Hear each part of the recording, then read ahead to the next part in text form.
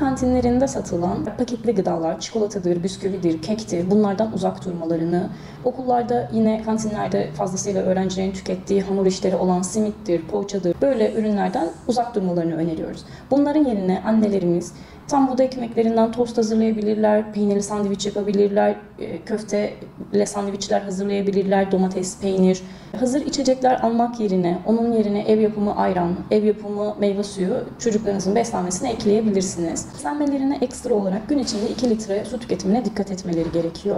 Beslenmelerini düzene soktuktan sonra çocuklarımızın fiziksel olarak da daha aktif olmalarını desteklememiz gerekiyor. Bazı çocuklar evet belki spor yapabiliyorlar ama hayatlarının geri kalan kısmında da hareketsizler. Evet biz gün içinde yarım saat kadar spor öneriyoruz ama buna ekstra olarak aktif bir yaşam öneriyoruz. Çocuklarımızın daha hareketli olmasını, telefon gibi, tablet gibi bağımlılıklarından kurtulup bundan yine daha aktif bir yaşamı sürdürmelerini öneriyoruz.